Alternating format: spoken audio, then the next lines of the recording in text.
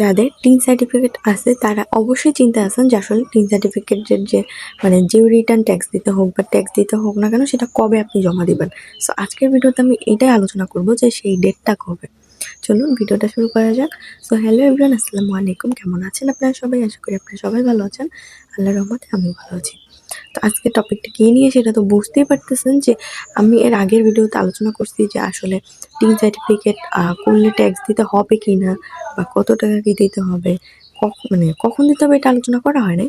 তবে এটা আলোচনা করছি যে আসলে টিন সার্টিফিকেট করতে গেলে মানে এই ধরনের যত টপিক আছে আমার সব কিছুই করা হয়েছে, বাট এই একটা টপিকে হচ্ছে করা হয় নাই যে আসলে আপনার জমাটা কখন দিবেন।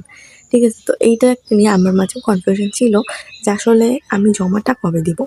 সো সেটা জানতে হলে আজকের ভিডিওটা আপনাকে অবশ্যই ফুল দেখতে হবে। সো ভিডিওটা অবশ্যই দেখে যাবেন, অন্ততপক্ষে আপনারা কিছু না কিছু জানতে পারবেন। হ্যাঁ, আমি কিন্তু কখনো কোনো খারাপ ভিডিও বানাই না, মানে যেটা হচ্ছে রিয়েল না, যেটার মাঝখানে কোনো কিছু শেখার নাই এরকম ভিডিও বানাই না। সো যারা হচ্ছে অনেকে অনেক কথা বলে, বাট তারা হয়তো বা ফার্স্টেরটা দেখে লাস্টে গিয়ে কমেন্ট করে দেয়, কিন্তু আপনি পুরোটা না দেখে কমেন্ট করা একদমই ঠিক না। সো এখন চলুন ভিডিওটা শুরু করা যাক।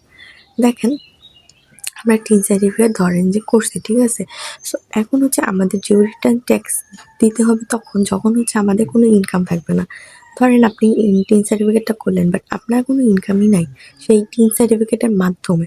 সো আপনি কিন্তু চাইলেই সেটা ট্যাক্স দিতে পারবেন না, তাই না? সো আপনার যদি ইনকাম থাকে তাইলে না হয় আপনি দিতে পারবেন, কিন্তু আপনার যদি ইনকাম না থাকে সেক্ষেত্রে আপনাকে যেটা করতে হবে সেটা হচ্ছে আপনাকে জিরো রিটার্ন ট্যাক্স জমা দিতে হবে।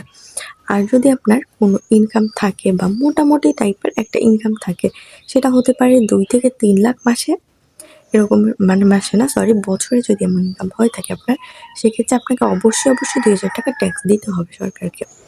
এটা নিয়ম। সো এখন কথা হলো যে আপনার যদি ইনকাম না থাকে সেক্ষেত্রে আপনি জিরো রিটার্ন জমা দিবেন, আপনার যদি ইনকাম থাকে সেক্ষেত্রে আপনি ট্যাক্স ইনফো জমা দিবেন। মানে আপনি যদি কোনো সুযোগ সুবিধা গ্রহণ করে থাকেন এই টিন সার্টিফিকেটের মাধ্যমে, সেক্ষেত্রে আপনাকে ট্যাক্স অবশ্যই দিতে হবে। সেবার মধ্যে মনে হয় যে এখন মনে হয় যে 40টা সেবা হয়ে গেছে, 40 বা 36, আগে মনে হয় যে 32 ছিল। এমনই হবে, আমার অনেক দিন যাবত হচ্ছে দেখা হয় না তো। সো এখন কিছু একটা নিয়ম বাড়ছে। তো এতগুলো সেবার ভিতরে যদি আপনি সেবাগুলো গ্রহণ করে থাকেন সেক্ষেত্রে কিন্তু আপনাকে ট্যাক্সটা জমা দিতে হবে। বাট এখন আমাদের কথা হলো যে আমরা তো ইউটিউব বা ফেসবুকের জন্য টিএন সার্টিফিকেটটা খুলে থাকি।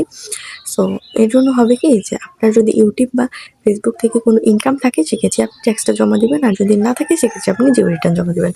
তবে আপনাকে কিন্তু জমা অবশ্যই দিতে হবে, হয়তো কিন্তু পরে আপনি সরকারের কাছে একটা মানে দোষী সাব্যস্ত হয়ে যাবেন আর কি, যেটা করার আমাদের একদম দরকার নেই।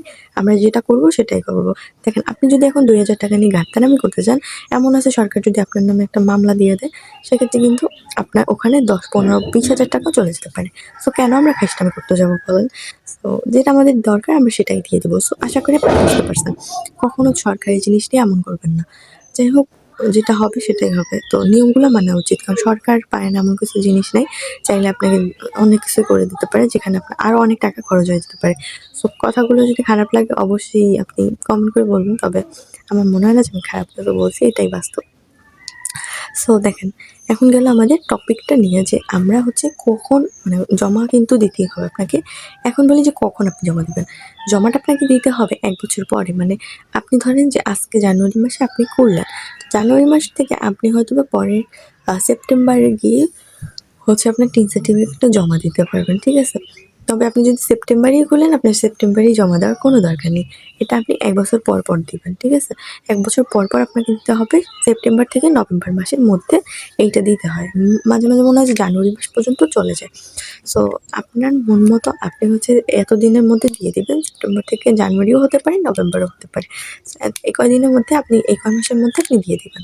আপনার ডেটটা যেদিনই হোক না কেন, যেদিন আপনার খুশি এর মধ্যে আপনি দিয়ে দিবেন। তাহলে আর কোনো প্রবলেম হবে না। সো আশা করি আপনারা বুঝতে পারছেন। আর হচ্ছে কখনো সরকারি জিনিস নিয়ে ঘাটতারামি করবেন না। যেদিন যে ডেট আপনাকে তো বলে নাই যে আপনি সেপ্টেম্বরের 1 তারিখেই জমা দিবেন বা সেপ্টেম্বরের 10 তারিখে আপনি জমা দিবেন, এমন কোনো কিছুই আপনার বলা হয় নাই। আপনাকে শুধু বলা হয়েছে সেপ্টেম্বর থেকে নভেম্বর অথবা অনেক সময় জানুয়ারি মাসও হয়। যেমন এবছরই মনে হয় যে জানুয়ারি মাস পর্যন্ত চলে গেছে। সো এইরকমই কিন্তু বলা হবে। আপনাকে 30 দিন, 2-3 মাসই সময় দেওয়া হইছে। সো এর মধ্যে কি আপনার একদিনও টাইম হবে না? অবশ্যই আপনার একদিন টাইম হবে। চাইলেই টাইমটা বের করা যায়। এটা একটা কাজ। সো আপনার মতো আপনি ডেটা বের করে আপনার দিন আপনি দিয়ে দিবেন, সমস্যা নেই। সো এর জন্য কিন্তু আপনাকে নির্দিষ্ট কোনো ডেট দেওয়া হয়নি, মাস দেওয়া হয়েছে যেই কয় মাসের মধ্যে আপনি দিয়ে দিবেন। এটা আপনাকে জোর করা হয় নাই। চাইলেই আপনি একটা ডেট বের করে সুন্দর মতো গিয়ে জমা দিয়ে আসতে পারবেন। সো কোনো সময় সরকারি জিনিস নিয়ে খাইজলামি কইরেন না প্লিজ। যাই হোক, সবাই ভালো থাকেন, সুস্থ থাকেন। দেখা হবে আপনাদের সাথে অন্য কোনো ভিডিওতে। কোন টপিকের ভিডিও চান সেটা অবশ্যই জানাতে পারেন। আমি আমার মতো করে ভিডিওটা দিতে পারি। তো যাই হোক, সবাই ভালো থাকেন, সুস্থ থাকেন। আল্লাহ হাফেজ।